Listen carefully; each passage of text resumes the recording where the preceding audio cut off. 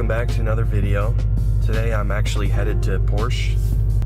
There's a couple BMWs there that I'd love to drive and kind of give my thoughts on, and I honestly might even compare them to this car because one of them's a manual 335i, the other one's like a 650i. I've never driven one of those, so I'm excited to see. Also, I have a new lens. It's not like a very nice one, but it's a 16 mil, so should be a little less shaky than before. I hope so. It always looks fine until I'm watching it, editing it, and then I hate myself. So anyway, gonna be off to Porsche. Well, let's do this. Just like that, we're here, and now it's time to go in and talk to somebody and get the keys to those BMWs. And that is a really nice GTS right there. Let's do this.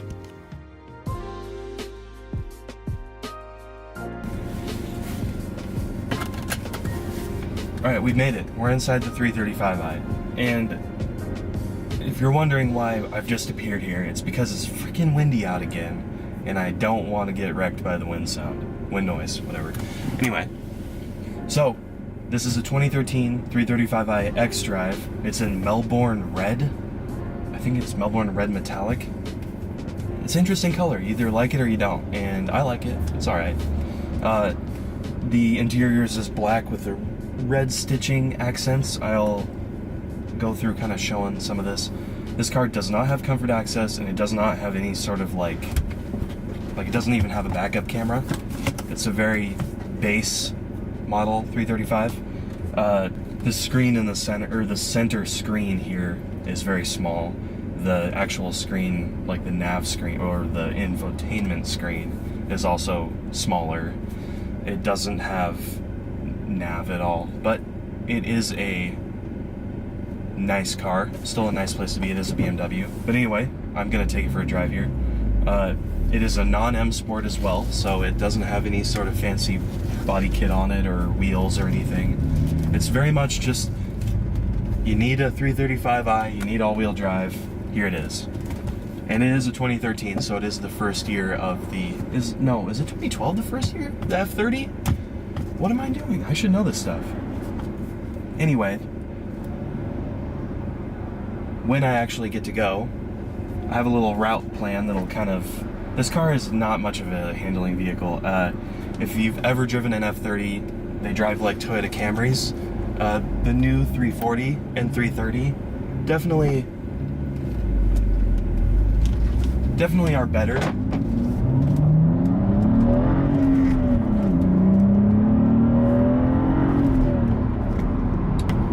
I don't know if you heard it.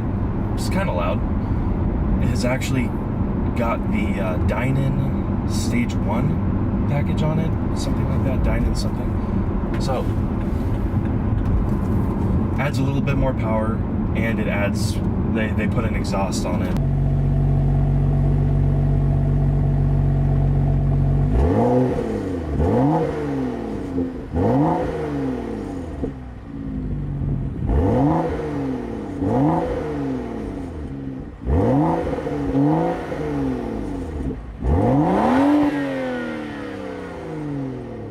So it sounds pretty good. You can hear the burbles because BMW doesn't really do pops or anything like that. They do the burble sound. So you get a lot of that. It's, I don't know why I keep saying It is definitely something that I like about BMW because it's not too loud and obnoxious. It's more classy sounding. But the ride of this car, I'm going to start off with the ride. So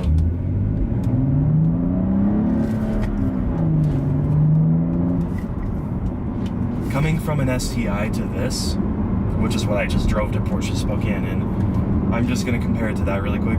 The suspension's really floaty, drives like a Camry, as I'd said before. The steering feel doesn't. I can't feel anything. I guess I'm spoiled. The STI has quite a good steering feel, so from what I'm used to driving, my STI, I've driven, countless Golf GTIs. My friend has a Civic Si. I had an E92 335i. All of those have steering feel.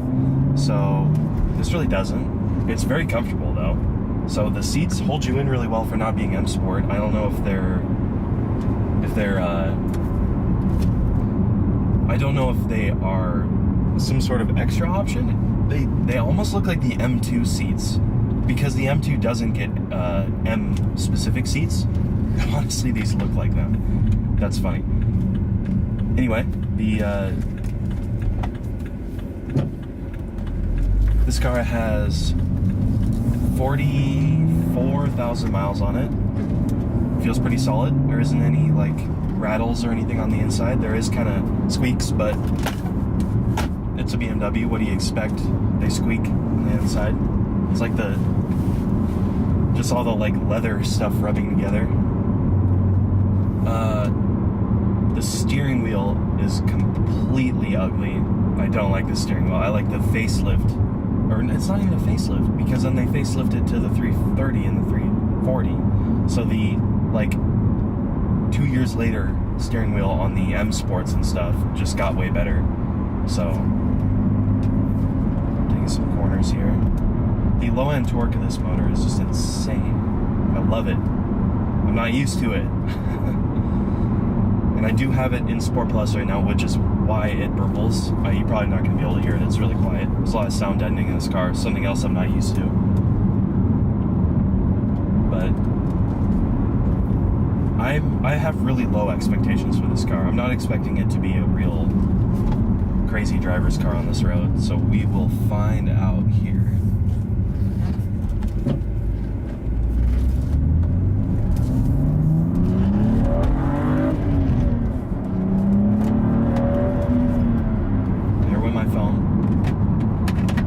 Nowhere to put your phone in this car. There's something else.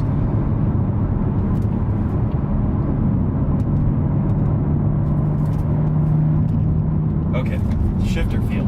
So this shifter is it's like more rubbery than what I'm used to. Mine's very notchy in the STI. The feel, I'd say, is like 40% less. I don't mind it for like a more leisurely drive. It feels less intense. Just more comfortable. Everything about this car is more comfortable than what I'm used to from a BMW. So, you know, I had an E92 335i and it rode stiff. It had big wheels on it. It was just a stiff, tight car. The steering was stiff. The road work killing my vibes. So, it's a different experience from this. Oh no. Oh, there's so much dirt on this road, and this is clean, and it's not my car, and I feel like an asshole. Oh, shit. I'm so sorry. Oh, I'm a dick. Oh, why does this construction have to happen here? Oh my gosh. I'm sorry, Porsche. That was not my plan there. That was not it at all. Crap. Oops. Guess I'm not going that way back. Anyway, got some open road here, and I don't even know where this goes, but...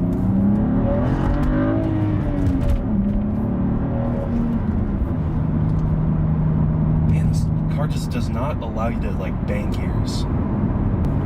It's like a slow shifting transmission. Not the car, the transmission is slow shifting. It's weird. I'm used to, I can just slam it into the next gear in the STI. It's just something that's so fun about that car. Okay, so this corner says the speed limit is a little slower and I'm going a little faster. And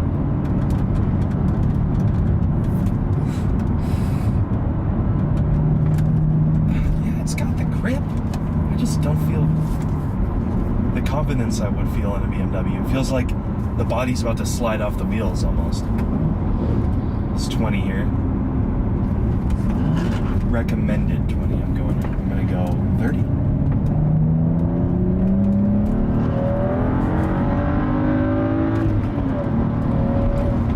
That's 30. Alright, so these 335i's are pretty fast. 0 to 60 is in the 4-second range. And with the manual and a all-wheel drive, you should be able to launch it without any wheel slip. So I'll just give it like a a mild go here. We can see how fast these feel.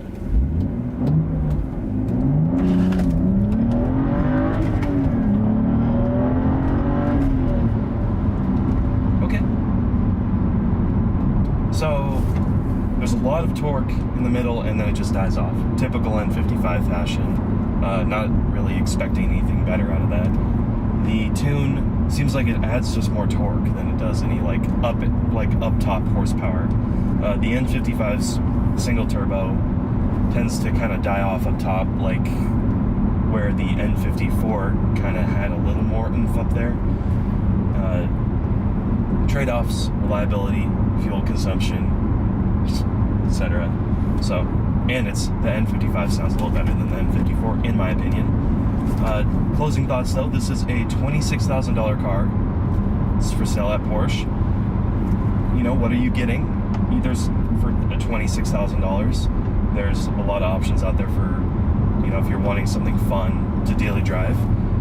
Considering we live in a climate that's snowy, this could be very helpful for some people that are looking at maybe a WRX. Well, hopefully that wasn't too shaky. But anyway, so if you're looking for maybe a WRX or something and you just want something a little nicer on the inside, this is going to be kind of something I would consider maybe. If you're looking in that range, you're looking for a vehicle with this kind of power, decent reliability, the N55 is definitely better than the N54 was. I would check it out. It's at Porsche Spokane. I'll put their website down below. Anyway, thank you guys for watching, and I will see you in the next video. See ya.